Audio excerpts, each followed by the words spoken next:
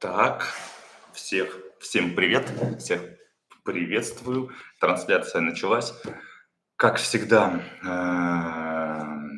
я делаю трансляцию на своем YouTube-канале каждую среду в 19:00 по московскому времени. Тема трансляции. Все обо всем, весь мой опыт по сексологии, по психологии, по другим направлениям, по медитациям, по сварке, по наставничеству. Вообще любой опыт я тут буду рассказывать и делиться этим опытом. Задавайте вопросы, пишите комментарии к самой трансляции. Запись останется, запись чата останется. Все будет в общем доступе. Ну и все как обычно. Пока никого нету, пока только люди присоединяются. Что хочу сказать? Да чё, не знаю, классно все хорошо, все здорово. Мне нравится такой опыт каждую неделю проводить в 17:00 по московскому времени прямую трансляцию. Есть живое общение, люди спрашивают, интересуются, я что-то рассказываю интересное. В общем, кайфово. В этом себя чувствую хорошо, скажу так. Так, что еще пока рассказать, пока никого нету? Наверное, про то, что только что перед этой трансляцией смотрел такой эфир интересный. Я заканчиваю обучение на преподавателя по медитациям, и там была такая классная мысль, которая мне резонирует, то, что резонирует, которая мне. Большинство людей, и я в том числе, мы проживаем очень много времени именно в своей голове. Не в окружающем пространстве, не в окружающем мире, а именно в своей голове. То есть думки про прошлое, про будущее, про работу детей, семью, деньги, все что угодно. То есть вот мы такие существа, люди, и мы большое количество времени проживаем это все именно в нашей голове. Не в настоящем моменте, а именно в голове в нашей. Ну, то есть наш ум, наш разум, наш мозг постоянно работает, и мы постоянно находимся в ментальной деятельности, в различных процессах именно внутри себя, в нашей голове. То есть в нашей голове есть мир, есть Вселенная, есть эм, целая галактика, я не знаю, у каждого она своя. И мы много-много времени проводим там. То есть мы не в окружающем мире. Казалось бы, вот мы люди, мы живем на планете Земля, в государстве таком-то, таком-то, в городе таком-то, таком-то, в социуме. Но мы в реальном времени, настоящем времени, в состоянии здесь, сейчас, находимся очень мало времени, а очень много времени мы находимся в мыслях в нашей голове. И по сути наша человеческая жизнь 80% заключается в жизни, именно которая происходит не в окружающем пространстве, а именно в нашей голове. Ну, в общем, это интересно. Это, опять же, так как я практикую медитацию уже более 2 лет, так как я являюсь преподавателем медитации, и вот работа с нашим умом, работа с нашим сознанием, потому что по факту 80% времени мы проживаем у себя в нашей черепной коробке, в наших мыслях, в наших эмоциях, в наших переживаниях, как я говорю, прошлого, будущего там и так далее. И вот медитация учит нас работать с этими мыслями. Кто же все-таки главный? Ум, разум, сознательное, бессознательное, как там избавиться от автоматических реакций, от старых моделей поведения, от паттернов мышления, поведенческих паттернов, как не пребывать в тревоге про будущее, как проживать жизнь в настоящем моменте здесь и сейчас. И вот как раз это учит этому медитация. Ну, в общем, интересно такое, как сказать, такое осознание ко мне пришло. И, наверное, такая еще вторая мысль, такая интересная, про, ну, вот опять же, она связана с сексологией, она связана с психологией, со стосом, прям вообще связана. Объясню, что я имею в виду. Это что у нас, когда стос? Ну, стос– синдром тревожного ожидания сексуальной неудачи, когда эрекция, либо ее вообще нет, либо она слабая, когда у нас тревога, паника и так далее. К чему сейчас это все говорю? Вот у нас есть две нервные системы. Парасимпатика и симпатическая нервная система. Мы сейчас так грубо, я сейчас образно так говорю, вот две нервные системы. Парасимпатика отвечает за расслабление, симпатика за реакцию, за стресс. И что у нас происходит, вот когда у человека стос? У него тревога, у него стресс. И что делает симпатическая нервная система? первое, что отрубается в нашем организме, какие функции, это репродуктивная функция. Ну, то есть, когда, ну, допустим, представим такую метафору, лев в Африке бежит за зеброй, он догоняет, догоняет, догоняет эту зебру, у зебры вот такие вот глаза, она убегает, убегает, убегает. И что сейчас у зебры? Какая включена нервная система? Симпатическая. И для зебры самое главное – это убежать, у нее стресс, у нее усиленное, учащенное сердцебиение для того, чтобы кровь поступала, кислород поступал во все мышцы, в головной мозг, то есть сердце очень сильно работает. Выделяется глюкоза, выделяются гормоны, адреналин, норадреналин, там большие-большие коктейли. И кровь от внутренних органов потихонечку, даже не потихонечку, а очень быстро переходит к мышцам. У зебры одна задача – убежать от льва, спасти свою жизнь там, и так далее.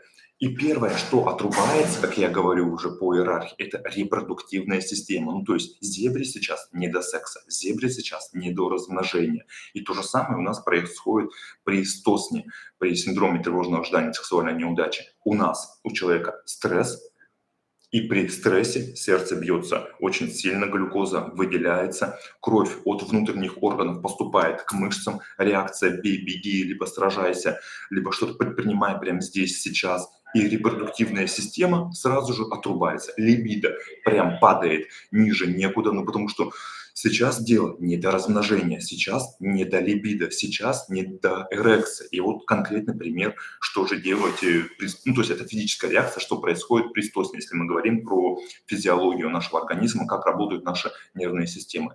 А как же в этом моменте, в этом вопросе, когда у человека стосн, когда у человека тревога, паника и так далее, как сделать так, чтобы была эрекция, как сделать так, чтобы репродуктивная система снова включилась? Нужно активировать парасимпатическую нервную систему, которая отвечает за расслабление, за кайф, за релакс, за спокойствие. Ну, то есть элементарно нужно стрессовые моменты убрать, как-то их понизить, градус эмоциональный накал, и как можно больше расслабиться, чтобы кровь уже поступала, чтобы кровь от мышц, от симпатики перешла уже к внутренним органам, перешла уже к репродуктивной системе, к нашим, к половым органам, грубо говоря, чтобы уже была эрекция. Ну, то есть расслабление именно. И при стосне очень-очень важно именно расслабление, чтобы повысилась либидо. Как можно расслабиться? Ну, на своих сессиях я даю конкретные практики, упражнения, рекомендации, техники, как делать так, чтобы во время стосна там человек мог расслабиться, и чтобы у него вообще был импульс в голове,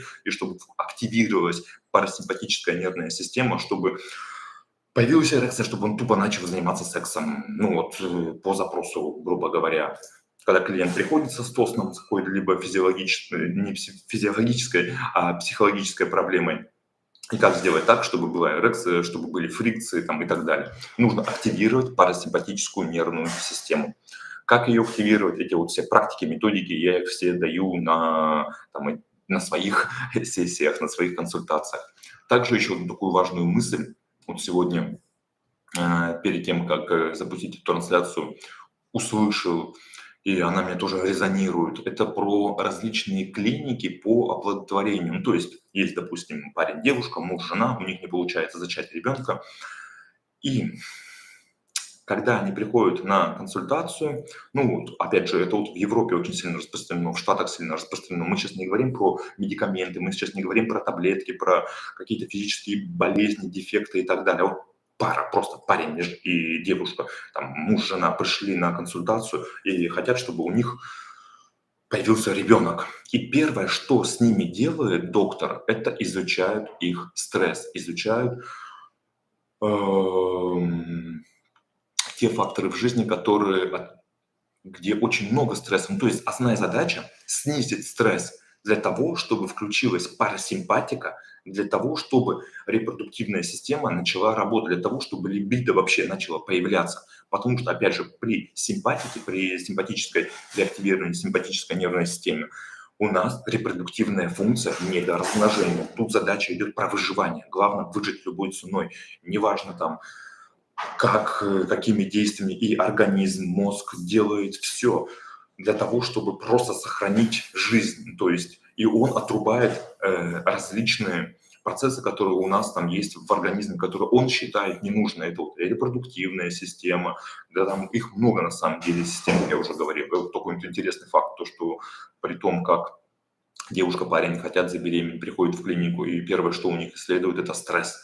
И выявляют факторы стресса и работают над снижением стресса, потому что только при включении парасимпатической нервной системы у нас, как сказать, активируется функция репродуктивной нервной системы. Ну ладно, что-то я сейчас очень много говорю про симпатику и парасимпатику. Ну просто интересно, как это все работает, и это реально все работает при стосне, при сексуальной дисфункции, эректильной дисфункции, опять же.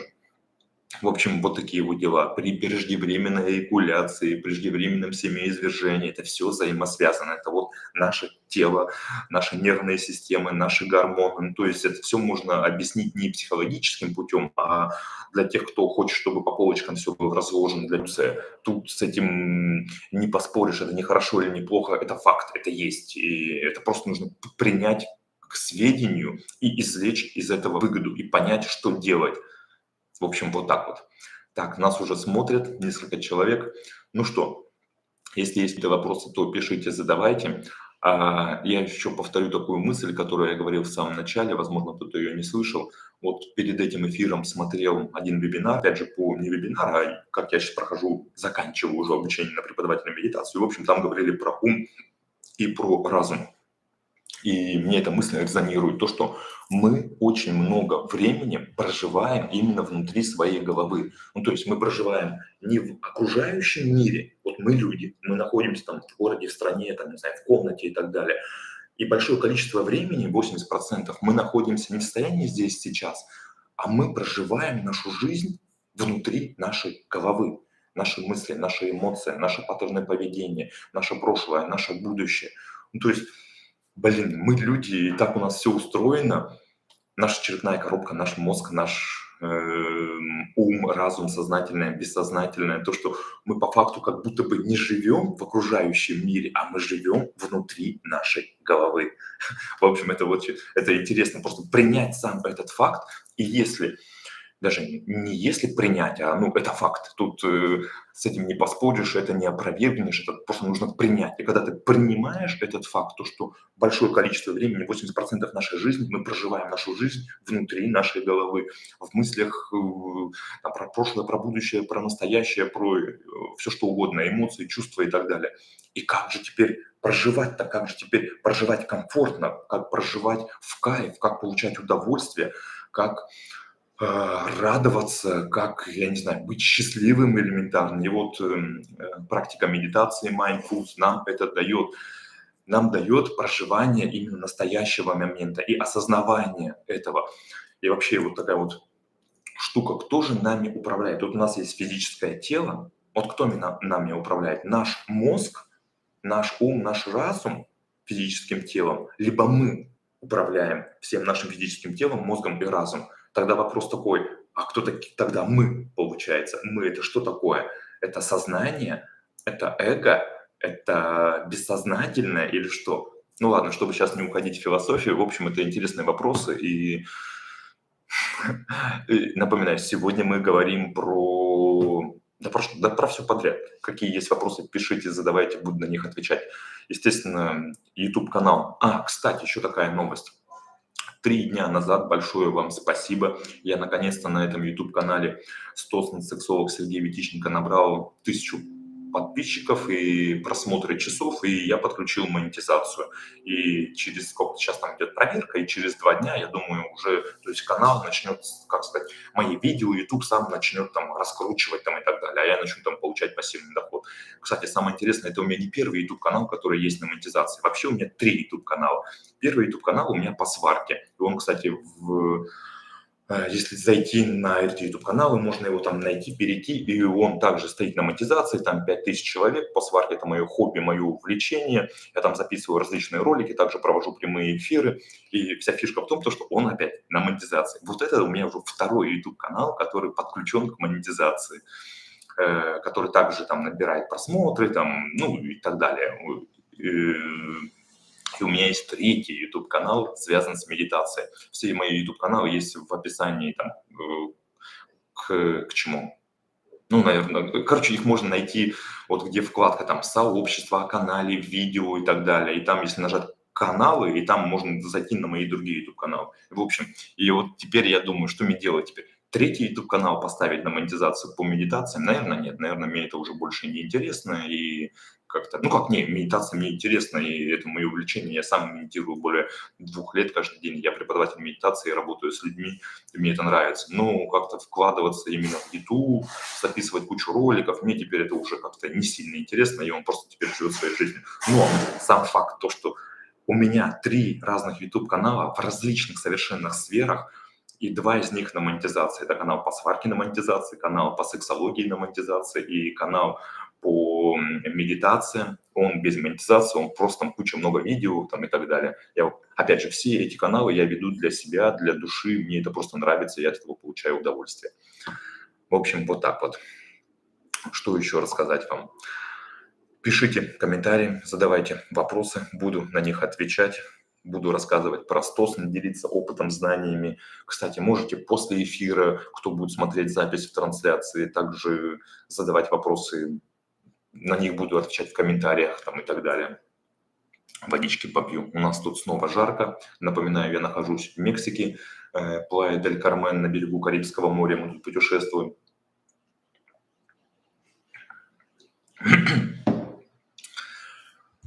3 недели назад я был на церемонии айваска.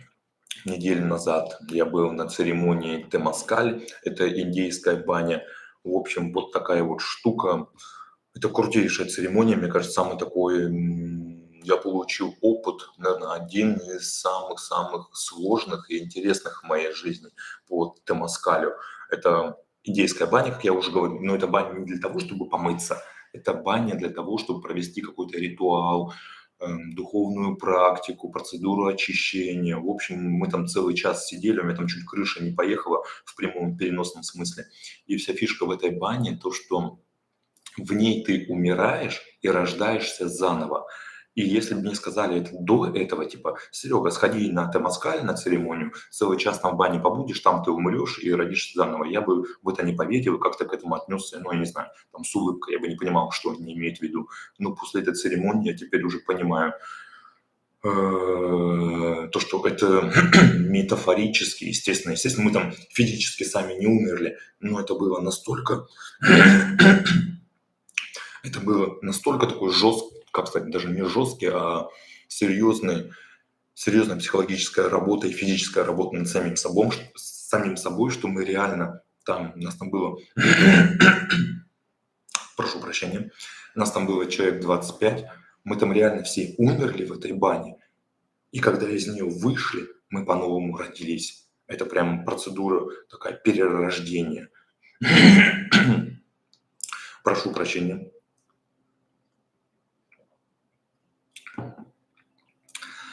Так, про темаскаль рассказал.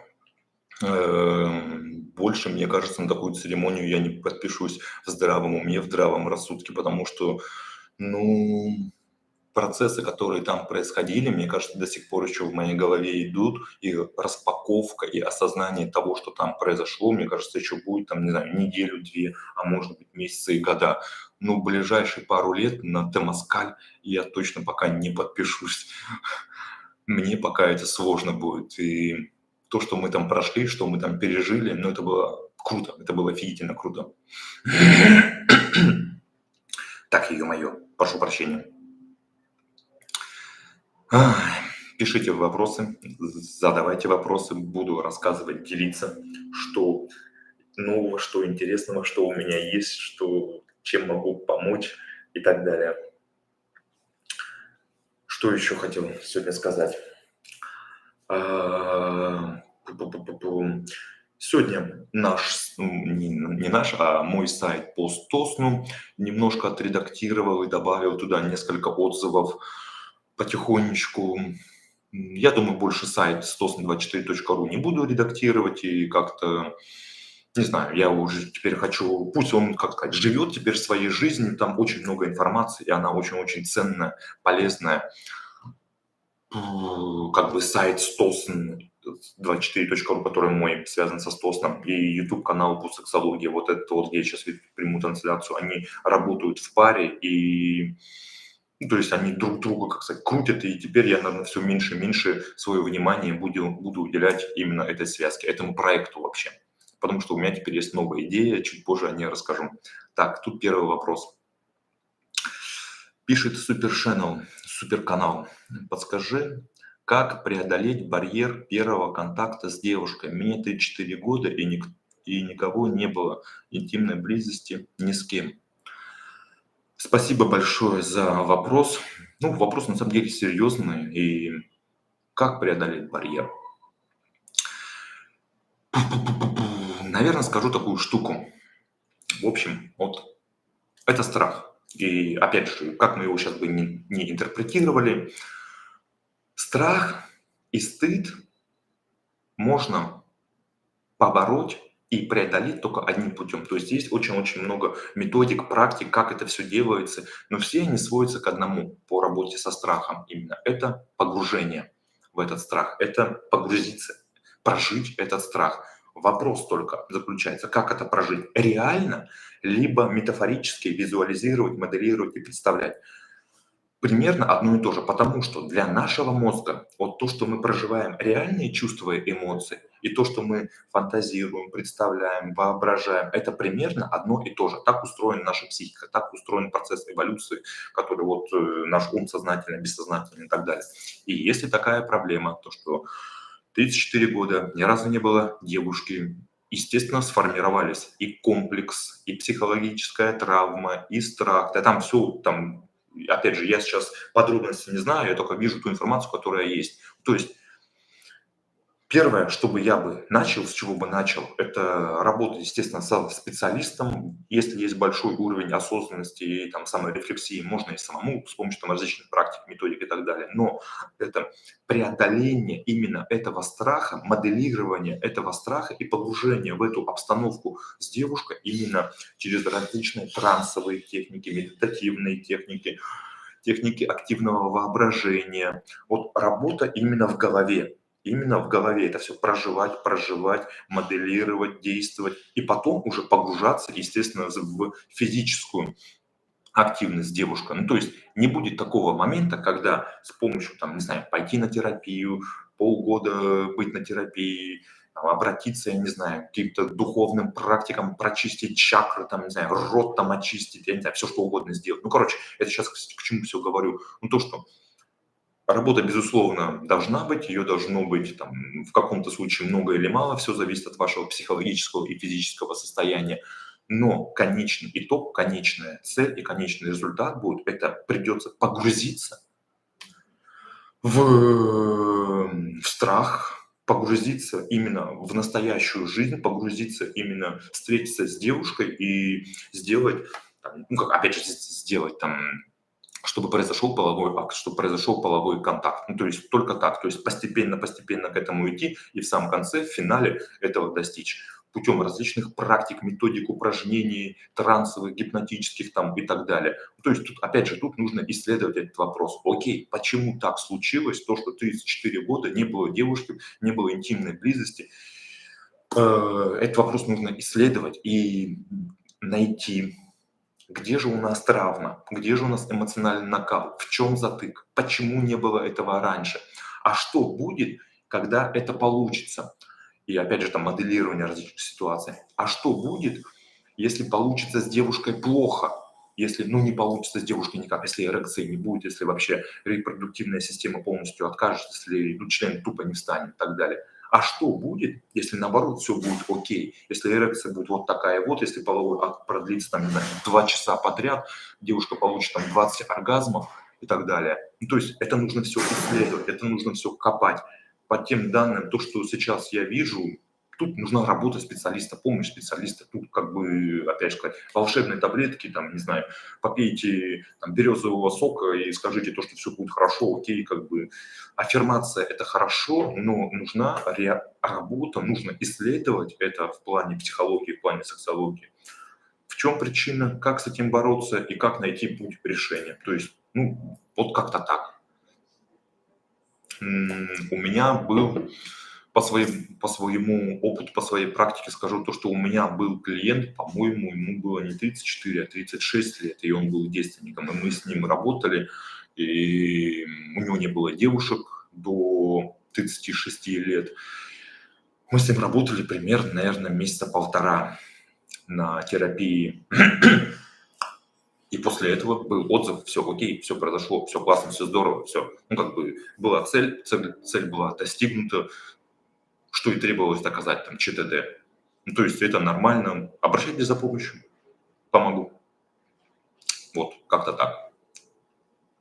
Более подробно все-таки на консультациях, потому что тут, я там, может, сейчас какую-то отсепятину, я просто не знаю всех вводных, я вижу только одну строчку, ладно, там 3 строчки, там несколько предложений, я не знаю всю полностью информацию, и я ни в коем случае не могу погрузиться в вашу голову и узнать, что там, из-за чего, почему, что нужно делать и так далее. Только во взаимной работе это все можно найти, обнаружить, подсветить, избавиться и там достигнуть, грубо говоря, цели, той, которая есть. Вот как-то так.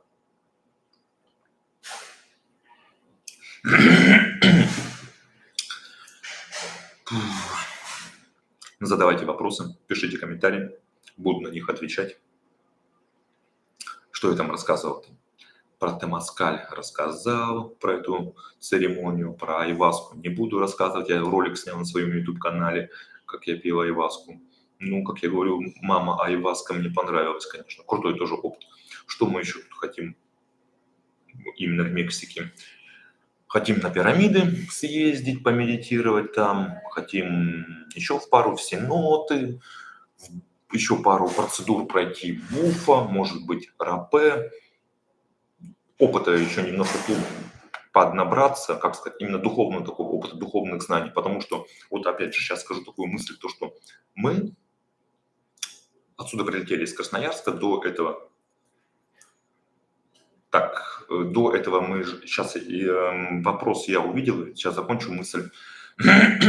До этого мы жили на Бали, и полгода на Бали мы ходили, я, по крайней мере, мне было интересно, там, как все говорят, Бали – это священный остров, там, куча всего духовного там и так далее. И вот мне сейчас кажется, Бали по сравнению с Мексикой, по сравнению с шаманами, которые в Мексике, и индейцами, которые тут, это просто детский сад какой-то, вот серьезно.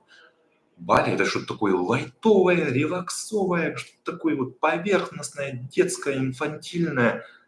Хотя там куча там, и в монастырях, и в храмах, и процедур различных там посвящений, обрядов, церемоний прошел там и так далее. Но вот Мексика по сравнению с Бали – это вот небо и земля. И вот шаманы, которые тут, и медицина, которая тут, медицина – это такой духовный путь на местном языке шаманов, индейцев, майя. Это совершенно более глубокая, более серьезная и крутая штука. Теперь отвечу на вопрос. Причины.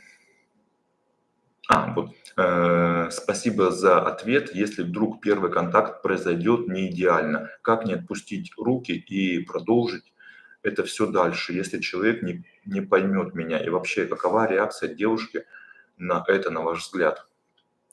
Спасибо большое, опять же, за комментарий. Тогда отвечаю постепенно.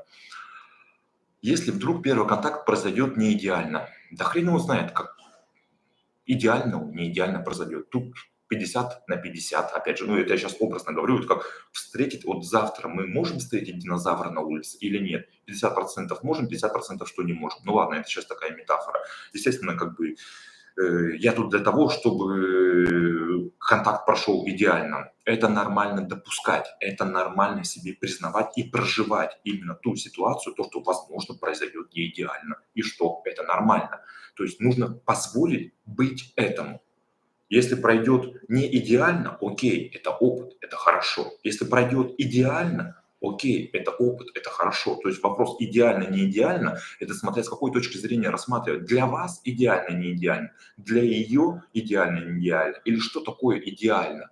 Опять же, это сейчас получается игра слов, то есть это вот все, опять же, мы не можем, человек не может забраться в голову другого человека и узнать, что он имеет в виду задавая тот или иной вопрос, либо что он проживает, потому что мы не всегда словами можем донести ту информацию. И вот в работе психолога, вот сексология – это чисто психология, это вот сексология – это 99% психологии и там 1% терминов каких-то. И вот задача специалиста вот именно докопаться до сознательного, бессознательного, расшифровать, понять, что имеет в виду клиент. Дальше. Как не отпустить руки и продолжить это все дальше, если человек не поймет меня?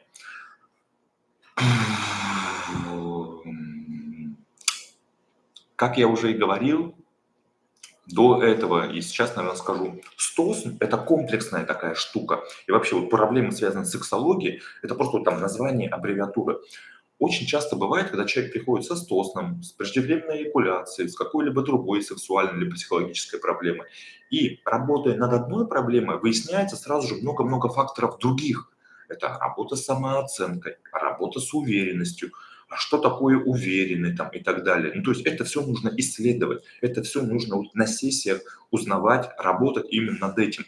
И как сделать так, чтобы дальше там, как сказать, было вдохновение, это вот работа, в этом заключается работа специалиста.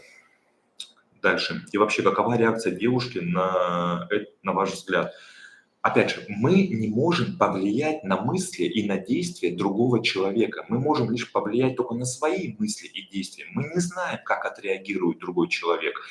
Да, есть манипуляция, но манипуляция это не есть хорошо. Манипуляция это, грубо говоря, там условное управление другим человеком. Но это поверхностное управление. Мы не знаем, как отреагирует девушка, и мы понятия не имеем, как отреагирует девушка. Какая будет у нее реакция, нужно, опять же, разбирать эту реакцию. Но мы можем подготовить себя, подготовить девушку, подготовить эту ситуацию. И как можно больше, как сказать, процент эффективности построить там логическую цепочку из слов, мыслей, действий так, чтобы девушка поняла и приняла эту ситуацию. Да, на это мы можем повлиять, но предугадать реакцию девушки мы не можем. Мы не можем ее заставить сказать, все было окей, все было не окей, ей понравилось, не понравилось. Это ее реакция, ее мысль, ее чувства там и так далее. На это мы не можем повлиять. Как она повлияет, смотря какая девушка. И мы тоже тут это как гадать на кофейной гуще. То есть, я не знаю, тут нужно над этим работать, опять же, подготовить прежде всего себя, подготовить девушку к этому. А дальше уже принять ту реакцию, хорошую, либо плохую, опять же, это сейчас условно, нет хорошей или плохой реакции от нее, ее там проанализировать там и так далее. Дальше, причины. Думаю, привязанность к матери, строгое воспитание, изоляция от общества, которое частично сохраняется и сейчас, домоседство. И хотя на данный момент образ жизни самостоятельный. Безусловно, есть в этом причина, опять же, что бы мы ни говорили, вот наше поведение, наши мысли, очень много зависит от нашего воспитания, от той семьи, где мы воспитывались, от тех ценностей, которых нам транслировались, от того, что в нас заложили родители, от того, что мы в детстве видели, от того, что мы в детстве проживали, даже не только в детстве, когда мы были маленькие, в школе, там, не знаю, в институте. Но это гигантский пласт знания. Это, как сказать, человек, он смотрит, и его даже не человек, человек это полностью все физическое тело с мозгом вместе взятое. Мы сейчас говорим если про мозг и про ум. Ум устроен так, что как только вот человек родился, маленький ребенок, вот он, там, не знаю, первая неделя, он еще маленький, разговаривать не умеет, глаза кое-как открывает, там, не знаю, месяц. Вот он смотрит и видит, и слышит, что происходит вокруг. Он как сканер, и он все впитывает в себя. Все, что он видит, все, что он чувствует, все реакции, которые он проживает, он все впитывает в себя. Он уже пошел в школу, либо пошел в детский сад, и он видит, как общаются окружающие, сверстники, атмосфера в семье, родители как с ним общаются, что они ему говорят, что транслируют, какие модели поведения в семье. Он опять все как сканер, впитывает, впитывает, впитывает. Мы до сих пор, вот сейчас мне 35 лет, я также смотрю на мир, и я также, мой мозг, и у каждого человека, он опять впитывает, впитывает, впитывает. И у нас, у каждого есть багаж знаний, у нас у каждого есть багаж той информации, которая был. И, естественно, мозг, ум, разум, там, сознательное, бессознательное, наше физическое тело строит модели поведения из того опыта, который у нас был, и на что этот опыт влияло. То есть, точнее, какие факторы, события, действия, которые повлияли на этот опыт и так далее. Когда мужчина долго живет с матерью, там, так называемый Эдипов комплекс, не Эдипов комплекс, опять же, это нужно сейчас все как-то изучать на сессии, на терапии. Понятное дело, это своего рода закладывается определенная модель поведения. Это своего рода откладывается большой отпечаток событий, действий на будущую жизнь.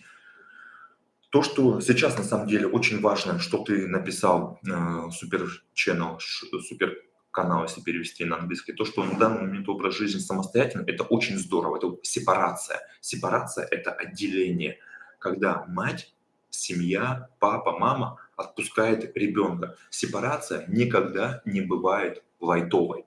Сепарация никогда не бывает хорошей, плавной и так далее. Сепарация – это вот отделение, когда мать там отпускает, либо семья, либо отец отпускает ребенка. Сепарация всегда идет через травму. Но это надо прожить, опять же, это нормально. И сепарация, нет такого понятия, то, что все, мне сейчас 34 года, я сепарировался. Нет. Сепарация идет всю жизнь, потому что связь наших родителей с нами, она на всю жизнь. Неважно, родители уже умерли, либо они живы. На самом деле тут не имеет значения. Связь, это вот ментальная, эмоциональная, она на всю жизнь с нами идет.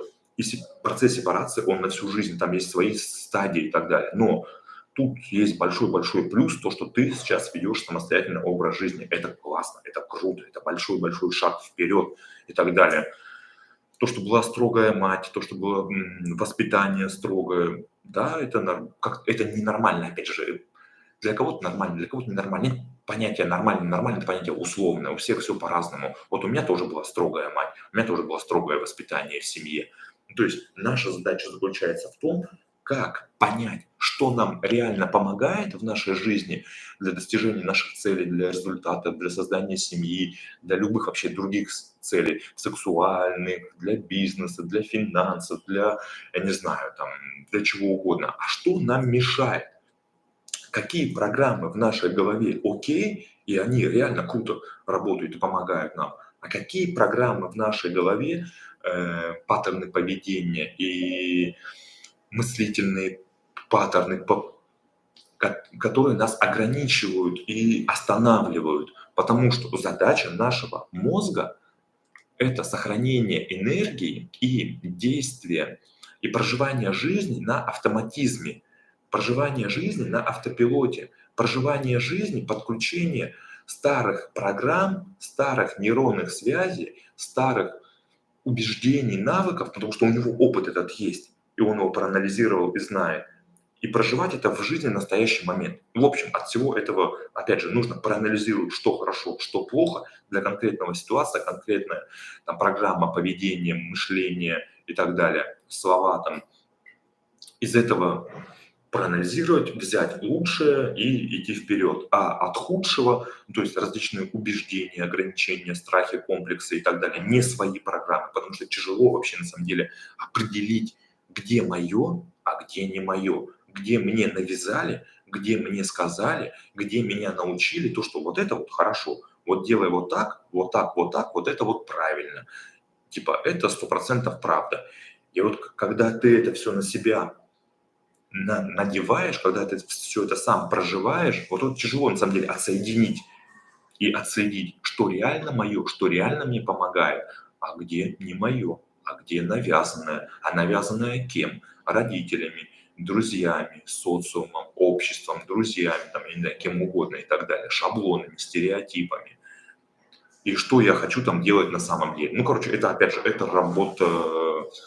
Блин, для этого и нужны психологи и специалисты, которые помогают во всем этом разобраться, потому что самому в этом разобраться это тяжело, элементарно тяжело. Наверное, у кого-то что-то получилось самому разобраться. Ну, по своему опыту скажу. Я сам был на терапии большое количество времени, я сам постоянно посещаю психологов.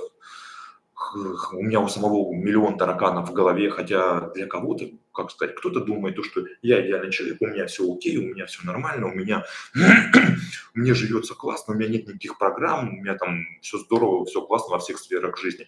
И в семье, и в отношениях, и в сексе. и с коллегами, и с границами, и с убеждениями, и с ценностями.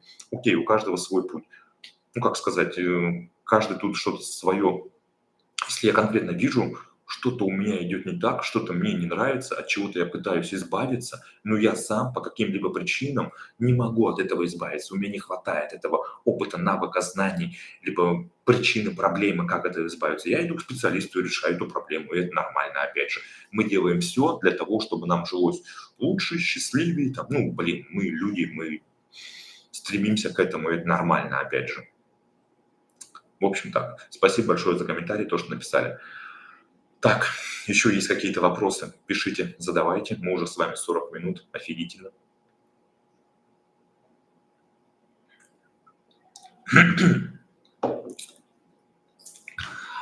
Что еще рассказать? О, еще один вопрос. Спасибо большое. Супер Channel. Как вы считаете, в чем феномен успеха мужчин, которые меняют быстро женщин? Успеха в кавычках написано, я для всех транслирую. Имеют много половых контактов, относятся к этому настолько просто, не испытывая никакой ответственности и привязанности. Ну, как сказать, тут не нужно придумывать велосипед, тут все за нас уже сказано, продиагностировано, изучено и так далее. Если мы берем человека, который, ну, там, не знаю, у которого очень много половых партнеров, который каждую неделю находит себе новую девушку, а иногда в день там по 2, по 3, в месяц у него там 100 половых партнеров, в год там 500 половых партнеров, он со всеми спит, не заводит отношений. Ну, как бы тут ответственность, он не готов брать на себя ответственность, инфантильность, различные стереотипы, различные комплексы, почему он это делает, и доверие, почему он не может довериться и найти человека, и какая у него цель стоит. Если у него стоит цель, там в голове кто-то ему внушил, я крутой мужчина, если я пересплю с 1000 женщинами. Окей, это его путь. Хорошая это ли цель или плохая цель, это его цель. Мы не можем ее оспаривать. Если для него это окей, если для него это норма, пусть будет так. Но, как показывает практика, как показывает опыт и работа с клиентами, те мужчины, у которых много девушек, которые постоянно этим хвастаются, они ни хрена не счастливы. Они совершенно хотят другого. Они не по своей воле сознательной постоянно знакомятся с новыми девушками и спят с ними. Не из-за того, чтобы они там свои сексуальные фантазии, там, и свои, там, я не знаю, какие-то там удовольствия в сексе там удовлетворяют. Нет, совершенно все не так. У них в голове они хотят создать семью, они хотят найти девушку, они хотят создать отношения, они хотят, чтобы у них была любовь, они хотят там, выстроить ячейку общества и найти того человека, с кем они останутся на всю жизнь, и любить друг друга, там, заниматься сексом, и неважно. Но по каким-либо причинам у них это не получается. У них вот из-за своих тараканов в голове. То есть это вот это верхушка айсберга, то, что он ловелас, у него 1000 девушек, он постоянно меняет половых партнеров, он крутой там и так далее. Крутой, опять же, в его плане, либо, я не знаю, там навязанный обществом стереотип. Но если копаться, и я работал с такими людьми, то в голове у него совершенно все на самом деле. Они очень сильно несчастные, очень сильно закомплексованы, и они это делают из психологической травмы, потому что по каким-либо причинам они не могут работать с ответственностью, с доверием, с интимностью, а там много-много различные страхи, там комплексы убеждения и так далее. То есть верхушка айсберга, он успешный. 1000 партнеров или там 100 партнеров, он крутой там и так далее. По каким-либо критериям, по его, может быть, самим, либо по критериям его друзей, либо навязанным стереотипам общества, социума. Но внутри голове, внутри него, и он сам это признает, эти клиенты сами признают это на сессиях, если вот откровенный разговор, когда идет терапия, там совершенно все по-другому. То есть это как, знаете, как иллюзия. То есть демонстрируем картинку, это как эго, демонстрируем картинку в окружающий мир одну, а по факту совершенно все по-другому. По факту это люди очень-очень несчастные. И опять же, это работа. Были такие клиенты, с ними работали, у каждого свои тараканы в голове, почему так бывает. Ну вот как-то так. Спасибо большое за такой вопрос. Фух, раскочегарился сегодня. Очень много говорю. Что еще сказать? Про свои YouTube-каналы сказал, то, что 2 на монетизации, про историю про ум сказал, то, что про мозг, то, что мы 80% нашего времени живем внутри нашей головы, не про репродуктивную систему сказал, про реакции бей, беги и про стосн, и про симпатическую и парасимпатическую нервную систему. Про Мексику немного рассказал, чем мы тут занимаемся и что мы тут делаем. Наверное, тут мы еще будем, наверное, месяц, я думаю, еще. А потом поедем наконец-то в Штаты. У нас есть виза уже вторая, ну, то есть мы там все официально ездим, и до этого вообще мы 3 года назад жили в Штатах, в Лос-Анджелесе, в Нью-Йорке, я уже соскучился по LA, и через месяц мы полетим в LA. Наконец-то покупаюсь снова в Тихом океане, на наши пляжи сходим, да и мне нравится LA. Классный город, все хорошо там и так далее. Думаю, через месяц уже будем там. Поживем там, наверное, полгодика, потом вернемся. Либо в Россию, либо, да не знаю, посмотрим, как все пойдет. В общем, вот такая вот история. Вот такие вот у нас планы.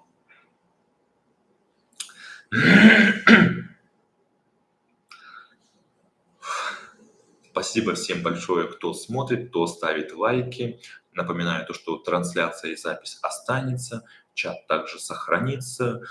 Можете писать комментарии, я потом отвечу на, как сказать, комментарии к этому видео, я также на них отвечаю, там и на предыдущие комментарии, которые были. Через неделю также будем с вами встречаться в 19:00 каждую среду по московскому времени.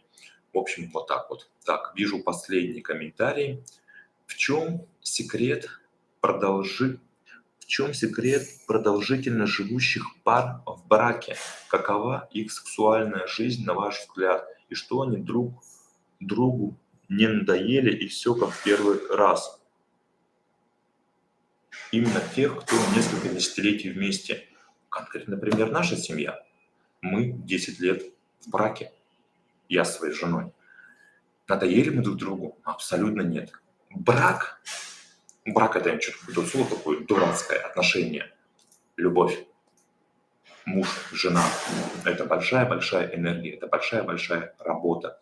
Надоели мы друг другу? Конечно же нет. Это развитие каждого себя. Это просто раскрытие потенциала, раскрытие любви, раскрытие сексуальной сферы. У всех все по-разному. Опять же, есть пары, есть браки. И вот сейчас я могу сказать слово брак, где секса нет. Месяц, полгода, год, 2, 3. Есть такие браки, и такие люди приходят ко мне на консультацию, и мы с ними работаем. Все семейные отношения, они все разные. Есть семейные пары, где секс там, в неделю несколько раз, в месяц несколько раз. Сколько раз секса должно быть, это совершенно другая тема. У всех разная половая конституция там, и так далее. Надоедает ли нет секс? В моем конкретном случае, конечно же, нет. Семья – это развитие, семья – это энергия, семья – это движуха. Как может секс надоедать в браке? Все зависит от взаимоотношений, которые есть в браке, в семье и так далее. Ну, в общем, как-то так. Но вот наш пример семьи – это все-таки мы приложили, что моя жена, гигантскую работу над этими отношениями, чтобы у нас так все было окей. Были ли у нас ссоры, скандалы? Да, конечно, были. Кризисы, любые кризисы, ссоры, скандалы ведут к более сплоченности и преодолевания этих кризисов, к больше, не знаю, там, любви и так далее. Люди становятся ближе друг к другу. Были ли у нас там моменты, когда мы хотели развестись? Конечно, были. Но мы это все преодолевали. И жена, и я, и вместе. Это большая-большая работа. И, как сказать, семья, отношения, которые у нас есть, это гигантское количество энергии, позитива, счастья, любви. И, ну, вот так вот. Я безумно рад, что у нас есть, что будет, и мы проживем там вместе 50 лет или 120 лет, и это кайф. Оно того стоит. Но это должна быть большая работа, потому что у некоторых, опять же, как я говорю, и год, и полгода, и 3 года нету ничего. И только он на бумажке счастливый, либо там вообще официальный. Вот как-то так. Спасибо большое всем, кто писал, всем, кто поставил лайки на ваши комментарии. Сегодня вот Супер Channel молодец, такие хорошие вопросы сегодня задавал.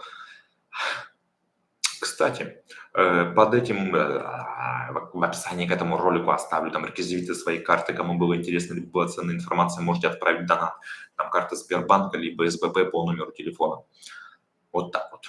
Это кто-то, если что-то для себя там понял и осознал, и получил ценную информацию.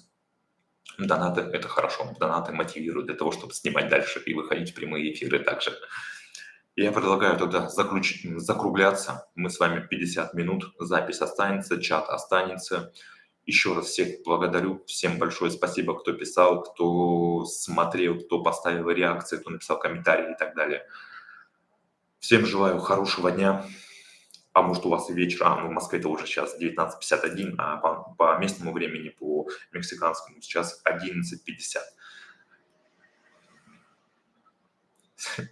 Всем большое спасибо за трансляцию, за просмотр. Всем пока. Встречаемся через неделю, в среду в 19:00 по московскому времени. Не забывайте. Все, спасибо.